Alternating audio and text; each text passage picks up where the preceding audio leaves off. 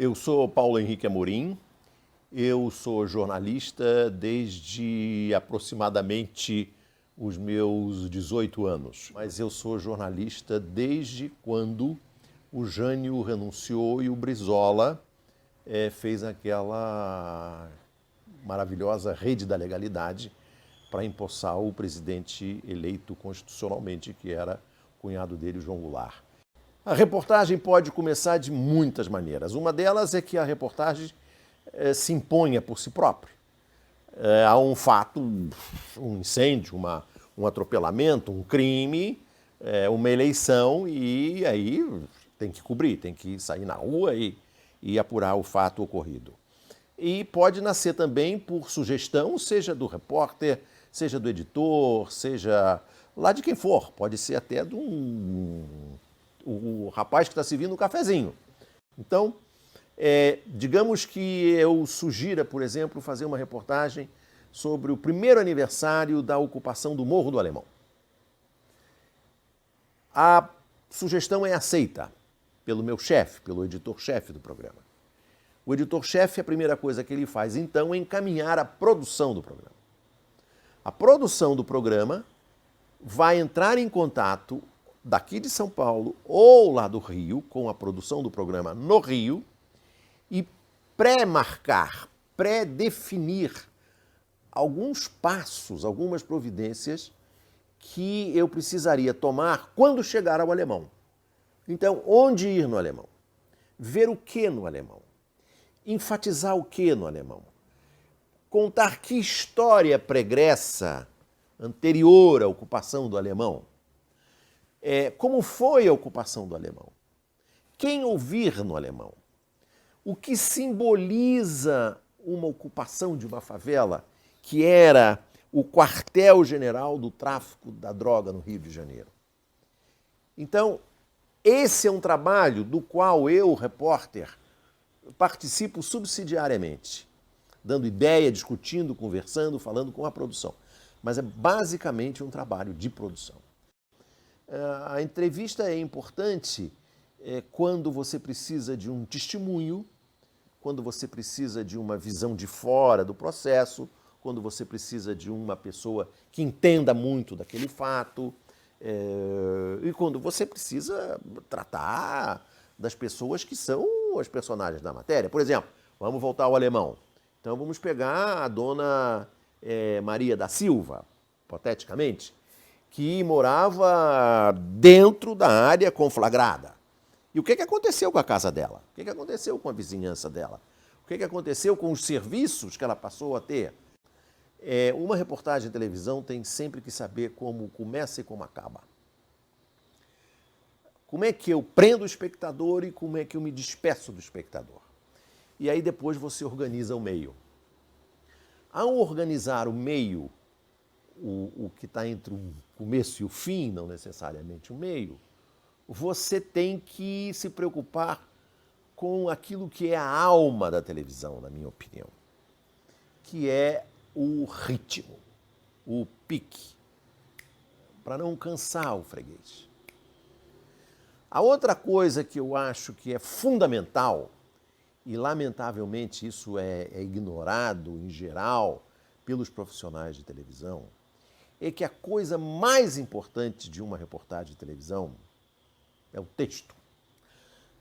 Em geral, na televisão, se menospreza o papel do texto na suposição de que a imagem é mais importante, porque nós estamos falando de um produto que é televisão, visão.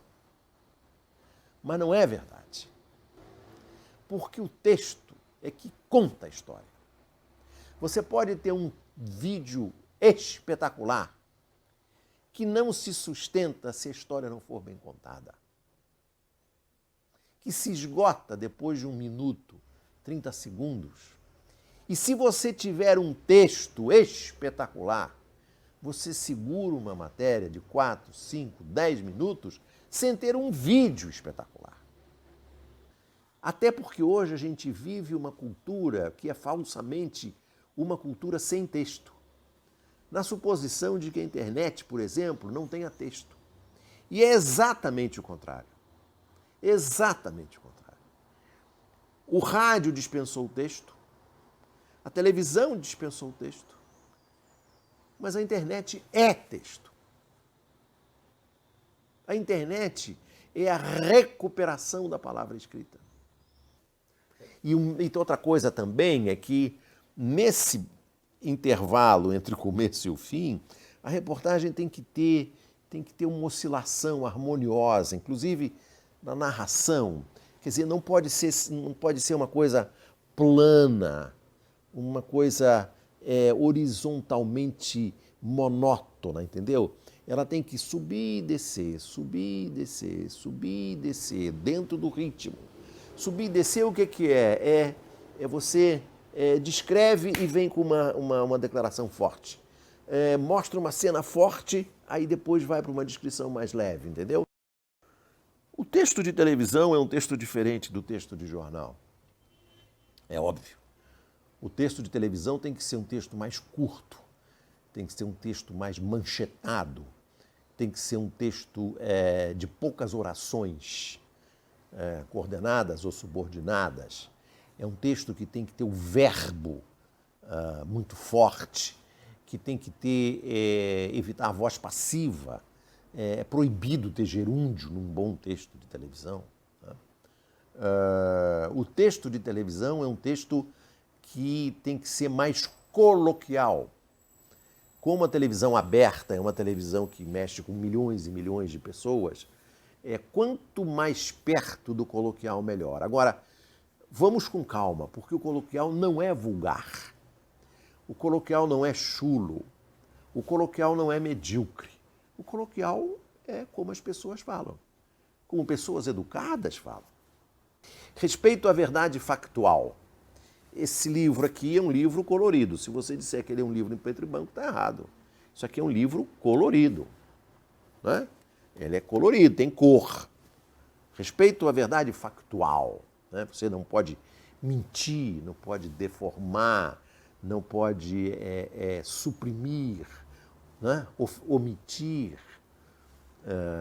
A outra coisa que o jornalismo exige é que você tenha uma certa dose, uma pitada de ceticismo. Não acredite na primeira coisa que você ouve. Vai lá, confira, cheque, tenha certeza, busque a comprovação até onde for possível. A outra coisa é que você tem que ser, se possível, todos somos humanos, mas se possível temos que ser imparciais. Né? Não o trabalho na internet, nos blogs lá, cada um assume a sua responsabilidade pessoal e opina do jeito que achar que deve opinar. Mas, num trabalho numa TV aberta, num jornal, numa revista, você deve dar ao espectador o direito de ele próprio formar a sua opinião. Como assim? O meu papel é oferecer o máximo de informação possível para que você em casa, sentado no sofá de casa, possa decidir você próprio, você mesmo, com o seu próprio livre-arbítrio, com a sua capacidade de refletir, ponderar e julgar. Não queira julgar pelo espectador. Ele não é burro. E ele sabe quando você está querendo empurrar a opinião dele na sua cabeça. E isso é o que acontece hoje.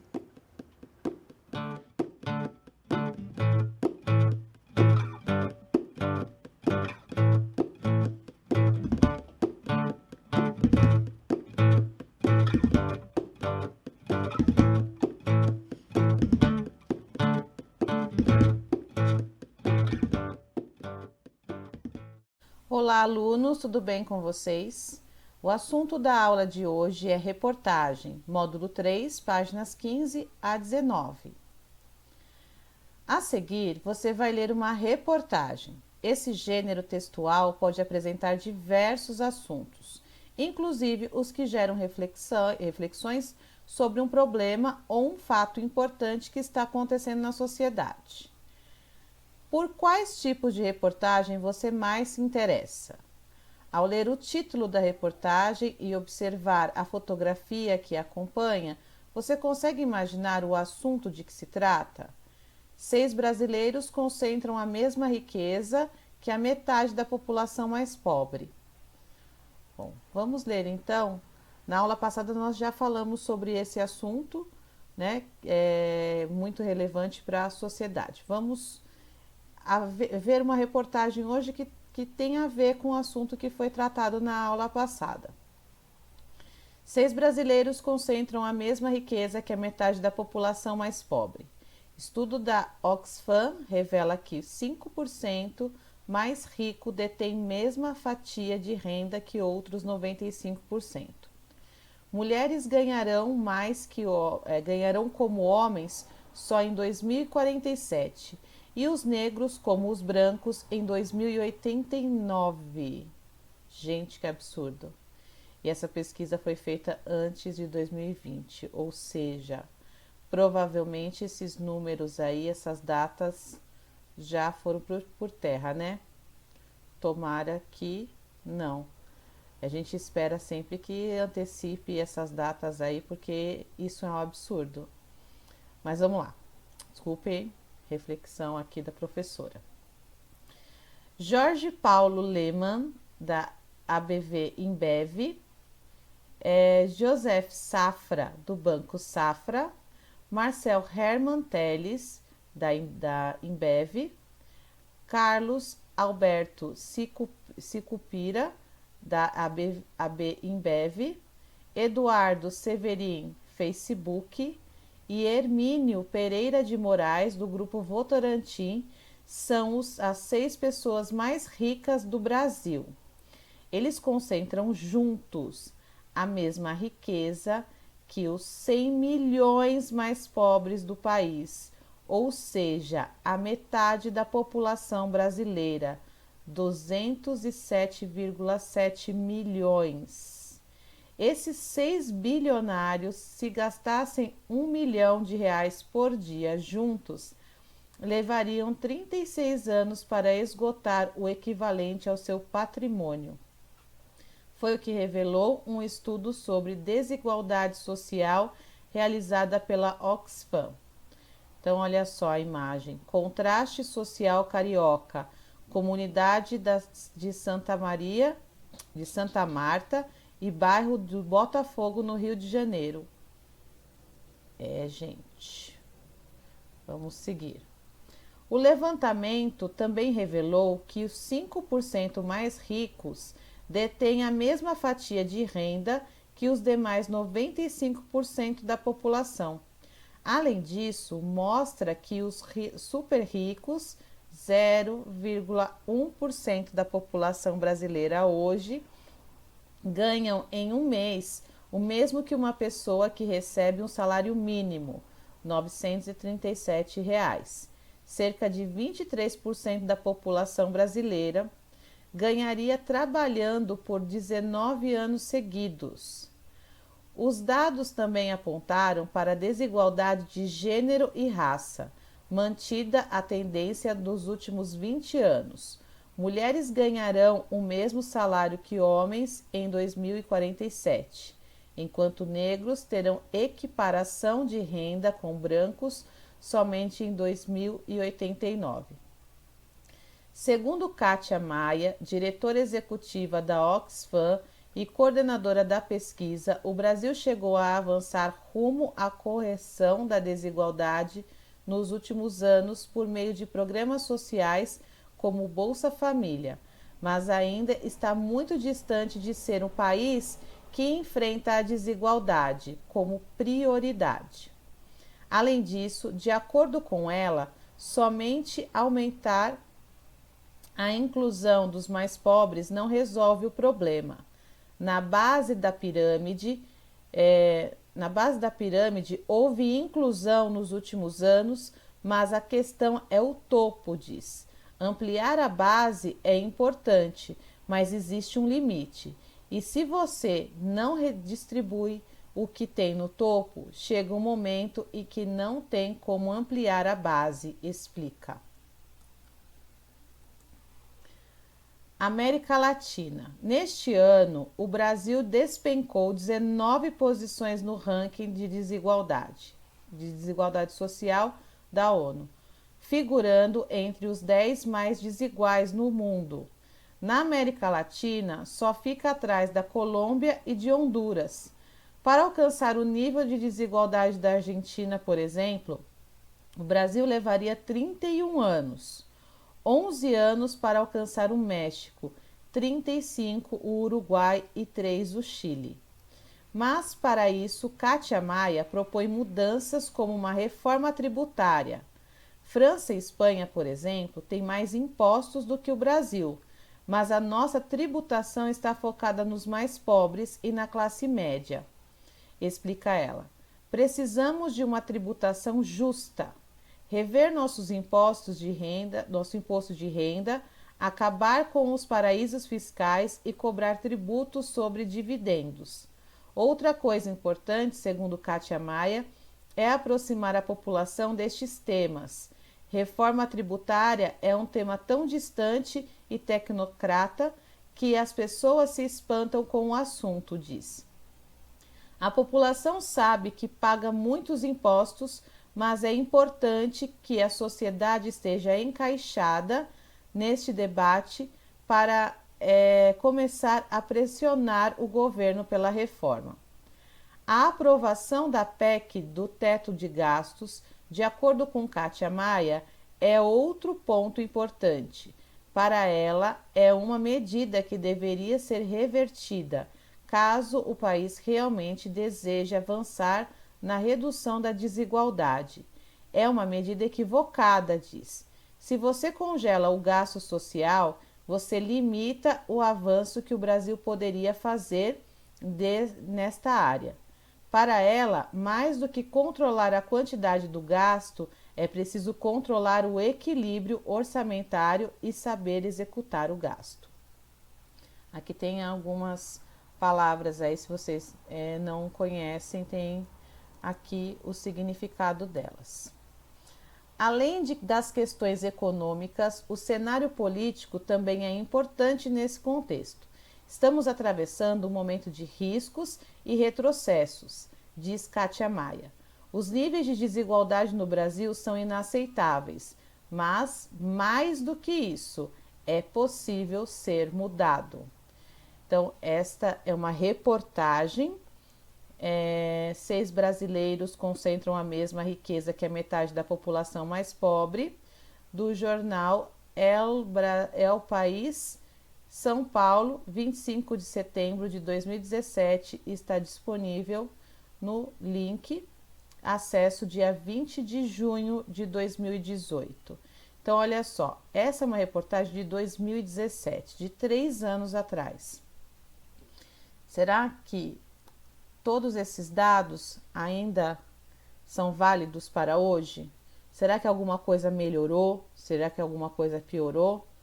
Estamos em crise, então provavelmente ou estagnou ou piorou a situação, né? Interpretação oral. Qual é a sua opinião a respeito do assunto tratado na reportagem? O assunto que você havia imaginado se confirmou na leitura da reportagem? O que você entende por desigualdade social? A reportagem abordou a desigualdade como um problema de nosso país. Você se lembra de outros problemas sociais que afetam o Brasil? Comente com os colegas quais atitudes poderiam ser tomadas para melhorar essa situação. Eu gostaria muito que vocês respondessem a essas questões. Podem fazer no caderno, por favor, já que a gente está distante, vocês não falam na aula, então escrevam no caderno. Eu quero a resposta dessas 4 perguntas, ok? Interpretação escrita. 1. O início da reportagem, título, linha fina e lead, cita alguns dados relacionados à renda dos brasileiros. Letra A. Que dados são esses? Letra B. Com que objetivo esses dados foram citados? 2. A reportagem cita as 6 pessoas mais ricas do Brasil. Com que objetivo essa revelação é feita? A reportagem traz informações obtidas por meio de uma pesquisa realizada pela Oxfam, uma organização com mais de 3.000 parceiros que atuam em mais de 100 países em busca de soluções para a pobreza e as desigualdades. Letra A. Quem é Kátia Maia? B. Segundo Kátia Maia, por que o Brasil começou a avançar em relação à desigualdade social? Letra C. De acordo com a reportagem, por que esse avanço não é capaz de enfrentar a desigualdade no Brasil? Letra D. Qual é a principal mudança sugerida por Kátia Maia? 4. Nas cidades brasileiras, muitas vezes a população carente de infraestrutura vive ao lado de uma parcela da população mais privilegiada, que tem melhores condições de vida. Considerando isso, responda às questões. Letra A. De quem é a responsabilidade por garantir que os recursos sejam mais bem distribuídos para a população? B. Que ações você acha que poderiam ser realizadas para que a desigualdade social fosse amenizada? 5. A reportagem apresenta depoimentos de Kátia Maia. Que sinal de pontuação foi empregada para indicar as falas dela? 6. As reportagens geralmente apresentam o nome de seu autor, chamado repórter. Repórter é a nossa palavra-chave. Anotem aí, repórter, não se esqueçam do acento e que tem que ser tudo em caixa alta, ou seja, tudo em letra maiúscula para registrar a sua presença. Então, as reportagens geralmente apresentam o nome de seu autor, chamado repórter. Quem é o repórter do texto lido? Explique como você chegou a essa resposta. 7. Com base nas características da reportagem lida, assinale V nas alternativas verdadeiras e F nas alternativas falsas sobre esse gênero textual. As reportagens nunca apresentam a opinião do repórter, que deve se manter isento de expressão. Em uma reportagem, temos a figura do narrador, aquele que conta a história ao leitor. O gênero textual reportagem é um gênero jornalístico veiculado em diversos meios de comunicação. E no gênero textual reportagem, o repórter é quem apresenta e aborda temas sociais. 8. A estrutura do gênero textual reportagem é composta de título, linha fina, lead e corpo do texto. Geralmente, uma reportagem apresenta também intertítulos, que são os blocos em que o corpo do texto é dividido. Letra A. Qual é o intertítulo da reportagem lida? Letra B. Qual é a função do intertítulo em uma reportagem? 9. A reportagem que você leu foi publicada em um site. Um recurso comum nos textos digitais é o uso de hiperlinks ou hipertextos. Na reportagem lida, elas são reproduzidas em outra cor e sublinhada. A gente viu durante a leitura que tem alguns que estão com a cor azul e sublinhada. Esses são os hiperlinks ou hipertextos. Qual é a função dos hiperlinks em um texto digital? Eu vou explicar, tá? Quando você clica no hiperlink, eu acredito que a maioria de vocês saibam disso, ele te redireciona para uma outra página e que contém mais informações que estão descritas nesse trecho que você clicou. Então, por exemplo, se eu estou falando lá de desigualdade racial dentro do meu texto, e se eu clicar e ele for um hiperlink, ele vai me redirecionar para outro texto que vai completar, falar mais a respeito sobre a desigualdade racial. Letra B, que importância eles têm em uma reportagem? Eles são importantes para que a gente tenha mais informações, tá? Então, ele nos dá acesso a outras informações que complementam o assunto. O gênero textual reportagem tem como finalidade apresentar informações com uma linguagem clara, simples e dinâmica, sobre diversos assuntos como temas sociais, políticos ou econômicos da sociedade atual. Sua estrutura é composta de título, linha fina, lead, corpo do texto e intertítulo.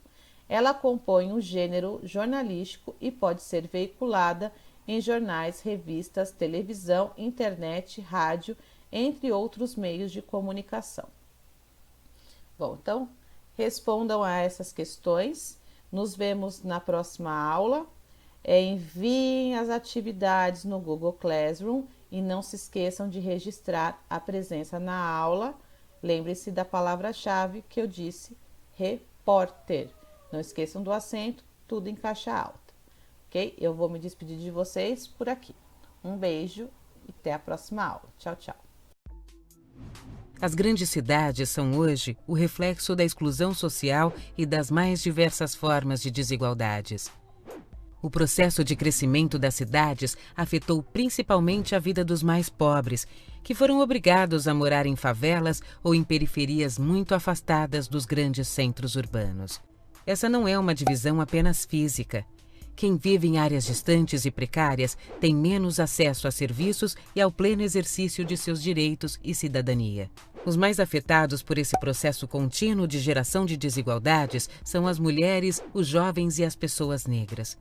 Eles têm apresentado boas respostas para enfrentar essas desigualdades, principalmente em relação ao machismo e ao racismo. As juventudes das periferias urbanas e favelas brasileiras estão gerando formas inovadoras de mobilização na defesa de seus direitos. A Oxfam Brasil, em parceria com diversas organizações sociais, apoia e incentiva essas iniciativas de valorização e fortalecimento de jovens, mulheres e negros. Venha com a gente na construção de cidades mais justas e solidárias. Acesse o nosso site e saiba mais sobre nossas ações.